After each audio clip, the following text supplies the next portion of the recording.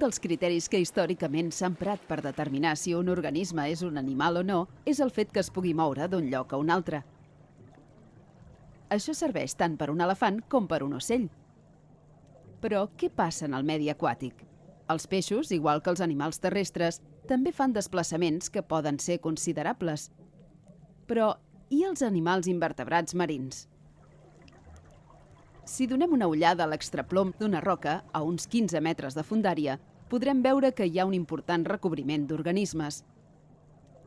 Una bona part són animals invertebrats, però contràriament a allò que habitualment es pensa dels animals, molts són immòbils. Vegem-ne més casos. Els musclos viuen units a les roques a les quals s'adhereixen quan són molt petits i en romanen units durant tota la seva vida. El mateix passa amb les nacres, que estan en els fons sorrencs entre la Posidònia. La gran majoria de grups d'invertebrats marins presenten espècies que s'han adaptat a viure unides al fons o sobre altres organismes. Molt sovint, aquests organismes es fixen al fons quan són petites larves o poc temps després de deixar de ser-ho. Freqüentment, hi ha una gran competència per tenir una mica d'espai disponible per fixar-se al fons, desenvolupar-se i arribar a l'etapa adulta. Aquesta manera de viure, que es coneix amb el nom de vida sèssil, és possible gràcies a l'aprofitament de les propietats físiques de l'aigua. L'aigua transporta en suspensió petits organismes planctònics, a més de partícules i restes de matèria orgànica que lentament van sedimentant. També conté nutrients i gasos dissolts, entre els quals trobem l'oxigen i el diòxid de carboni. L'aigua porta l'aliment, els nutrients i els gasos que els organismes necessiten per viure, i alhora dispersa els gasos produïts en la respiració, així com les restes fecals i altres substàncies de rebuig que excreten els éssers vius.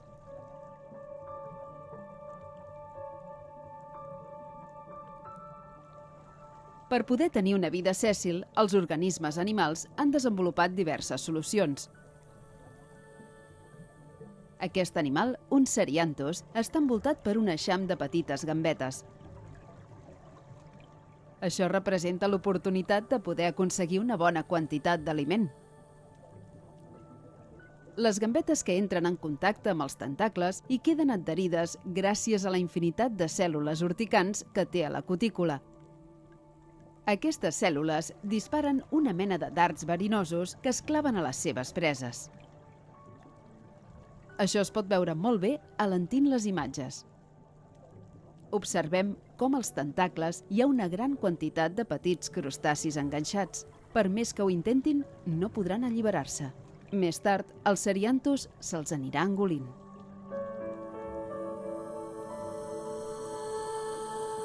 Altres espècies, que no es mouen de l'indret on estan fixades, poden allargar tentacles i altres estructures del seu cos amb les quals busquen el sediment i les partícules orgàniques del fons, que lentament i una vegada capturades portaran cap a la boca.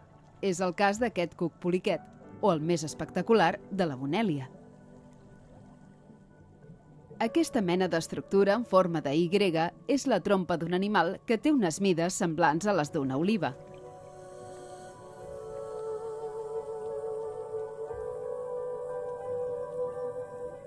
Amb moviments continus, la trompa va transportant els sediments capturats cap a la boca de l'animal.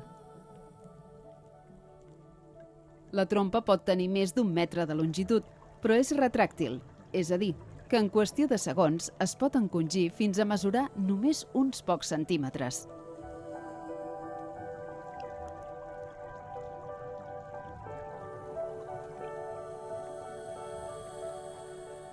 En altres casos, alguns animals segreguen substàncies viscoses que treuen a l'exterior.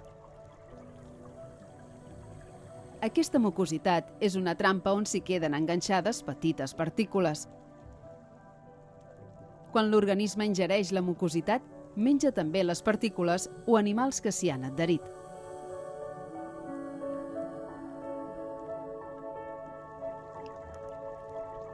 Tot seguit, observarem un ascidi, que presenta una estratègia diferent. Aquests animals tenen mecanismes actius per fer passar aigua de mar contínuament pel seu tub digestiu. Amb l'aigua hi entren també petits organismes planctònics i restes de matèria orgànica que seran filtrades i aprofitades per l'animal. Els ascidis, igual que les esponges, fan una filtració activa de l'aigua de mar. Els invertebrats sèssils són també un component molt important de les comunitats marines de gran fondària. Aquí es pot observar un fons de sediments ple de crinoïdeus.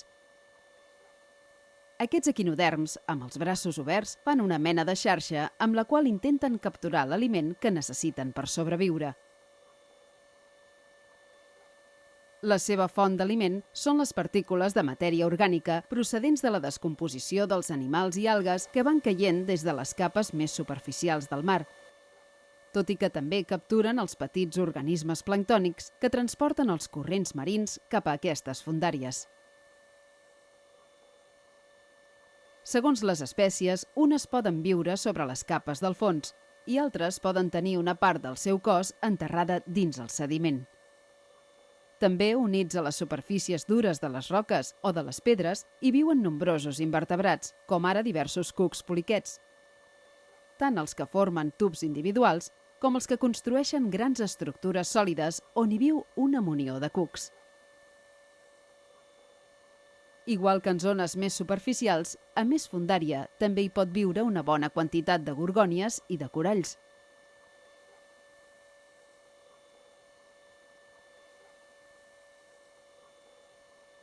Filtren l'aigua d'una manera passiva, ja que no tenen mecanismes que facin circular més ràpidament l'aigua del seu voltant. Aquests animals van capturant petits organismes del zooplàncton i partícules de matèria orgànica que són a l'aigua. Però ser un organisme de vida sèssil també té inconvenients. Quan aquests organismes pateixen algun problema ambiental o d'altra mena, evidentment no poden fugir per buscar unes condicions ambientals millors. Aquestes imatges enregistrades a l'estiu mostren unes gorgònies completament recobertes per filaments d'algues i restes de matèria orgànica. És una situació que es pot presentar quan al mar hi ha una temperatura massa elevada i una excessiva quantitat de nutrients. Són unes circumstàncies que poden produir una gran proliferació d'algues oportunistes. Aquesta capa llefiscosa impedeix la renovació de l'aigua que hi ha al voltant dels pòlips i, per tant, no poden capturar l'aliment i disposen de menys oxigen del que necessiten per sobreviure. Si això es perllonga molts dies, pot acabar produint la mort per desnutrició de la gorgònia. En altres casos, es poden acumular molts sediments sobre els organismes immòbils, com és el cas d'aquesta esponja. Això pot arribar a impedir l'entrada d'aigua dins l'animal, bloquejant, per tant, l'obtenció d'aliment i els mecanismes respiratoris. Si aquesta situació continua, acabarà produint-se la mort de l'animal per col·lapse de la seva estructura filtradora. Tal com hem vist, sovint l'aigua de mar porta l'aliment a molts organismes sèssils. Ells només l'han de capturar. Sembla un gran avantatge si comparem la seva estratègia amb la dels organismes mòbils, que han de dedicar més energia en la captura d'aliment. Però això té una contrapartida molt gran, com podem veure en els costos energètics de la reproducció sexual. En moltes espècies de vida sèssil, els individus no tenen possibilitat d'agrupar-se per reproduir-se i, per tant, es veuen obligats a abocar al mar, de manera sincronitzada, una enorme quantitat de cèl·lules reproductores, tot esperant que l'atzar permeti que alguns dels òvuls puguin ser fecundats i desenvolupar-se en petites larves. Les que aconsegueixin sobreviure tindran l'oportunitat d'iniciar un nou cicle vital i assegurar la continuïtat de l'espècie.